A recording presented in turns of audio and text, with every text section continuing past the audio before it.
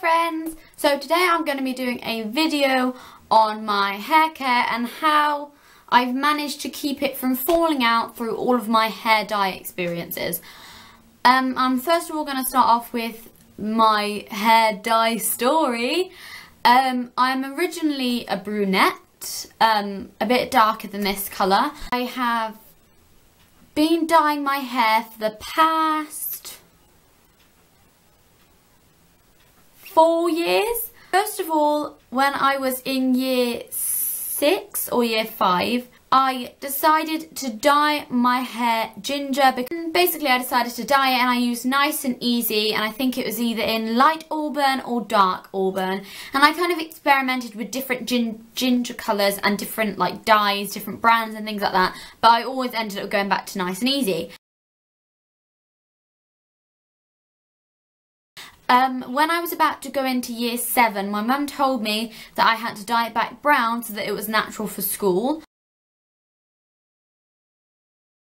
But as all of you may know, if you have dyed your hair ginger in the past or red colours, that it is very hard to get out and it will always show through other colours. So when I dyed it brown, after about 6 months, as the colour faded, it went progressively back to a gingery sort of colour. When I was in year 8, so I decided to go back ginger, but instead of going ginger, I accidentally went red, and red really isn't my colour. And I used Olia's red box dye. I don't know what colour exactly, but it was patchy and it was not very nice, and I really didn't enjoy it. So I went to the hairdressers and got it professionally done. And by the way, my dad dyes my hair for me. So I went to the hairdresser to get it professionally done, and they stripped out the ginger and then they dyed it a dark brown with blonde lowlights, I think it's called. And progressively I started to have more and more blonde highlights in my hair. And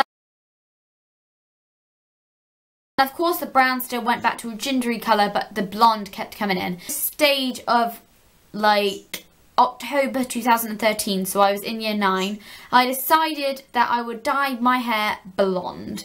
Now that was a big step. I didn't realise it was such a big step because my hair looked pretty much blonde anyway because it had so many blonde highlights in it. I had lowlights and I had highlights by the end of that sort of highlight phase. And I never realised that going completely blonde would be such a big step. I didn't think it would look that different, but it definitely did. And okay, just making sure there's no one in my room. It did make a difference, and it went bright yellow and it was awful. And I remember coming home from school that day early because I was so embarrassed because it was just yellow and oof. And I'm one of those people who don't like to admit that I went wrong, so I just kind of told everyone I loved it. And then I went home and I ran to Tesco and I picked up some John Frieda Sheer Blonde Tone Correcting Shampoo.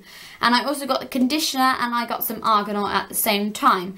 Now I used this 3 times in a row, like all in one day, because I just had to get the yellow out. I was like, right, it might actually look nice if it was blonde, but it was yellow and I just didn't like it. So I had to do it before, because it was on a Friday that I was ill, so I had the weekend to try and sort it out. And I kept using this all throughout the weekend, and I usually don't wash my hair every day, but I did, so that I could try and get the yellow out. And it did work. So, congrats. But the colour of this isn't that top dark, so it didn't really make that much of a difference. But anyway, long story short, my hair had got a bit more blonde. I would say blonde now. And what got me through my blonde period of time were 2 products. Actually 3. I'm going to make it 3 products. 3 products got me through my time of being a blonde. One is my Renewing Argan Oil of Morocco Penetrating Oil. And it looks like this. I've had 3 or 4 of these, so they last a very long time because you only need a little bit, and you do it after you've washed your hair when it's like half dry. So that is one of them. My second one is my Pantene Pro V Dry Damaged Hair Repair and Protect Conditioner. That's one mouthful. This one. Also, I've used the shampoo, but this one is definitely the game breaker.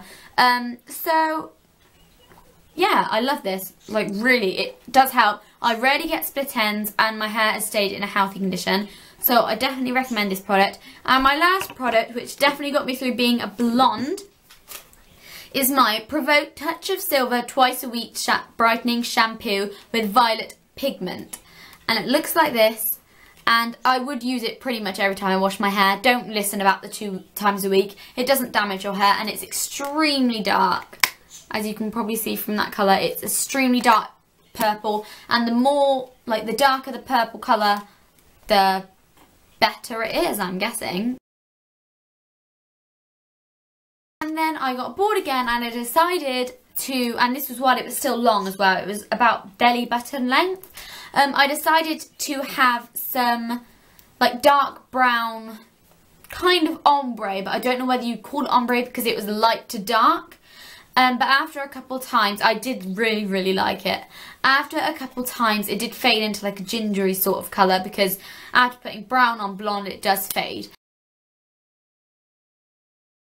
Also, I need to say this, whenever you get roots, my hair grows extremely quickly and it's very thick. So I would have to have my hair dyed blonde, like the roots retouched every 2 months. But to be honest, it should be every month for me, but I just didn't have enough money, so I just had to do it every 2 months. I decided to go for a bit of a change and cut all of my hair off and make sure it was in perfect condition. So I cut it to about this length, and as my hair grows really fast, it grew down to about here within 4 weeks, like that sort of time. Yeah, okay, another product that I want to talk about today is one that I've been using now that I've got brown hair. I don't use any of the purple shampoos because that is literally just for blonde, grey and that sort of hair colour. For my shampoo, I am using the Tresemme Keratin Smooth Restore and Control Shampoo for straighter, smoother hair. And it looks like this. It was quite expensive. I think it was like £6 to £8 sort of thing. So considering my hair is naturally quite curly, it definitely has helped to get rid of some of that like kinky grossness. I like that. And also I'm using my this one as my conditioner. And I kind of swap it between different sorts of things. And I'm still using my argan oil because that is a lifesaver. I dyed it brown. I used Olia again because I wanted to give it another shot, and it didn't do a bad job, but as I've washed it quite a few times since I last dyed it, it has faded, as you can tell, but it looks kind of like highlights. My natural hair colour, see the dark, like the even darker bits. I do apologise for my parting, it's all over the place today. The darker bits, you can see, that is my natural colour, maybe a little bit darker because it's been summer and I've been on holiday, so of course it will have got lighter as well. So I will be dyeing it again very soon, and hopefully after the 2nd or 3rd time of dyeing it, I won't have to dye it again, and I can just let my hair be natural. But you know that's not going to happen because I get bored. Okay, so thanks so much for watching this video. I hope this works and I hope I can upload it soon. Have a great day, have a great week. Bye!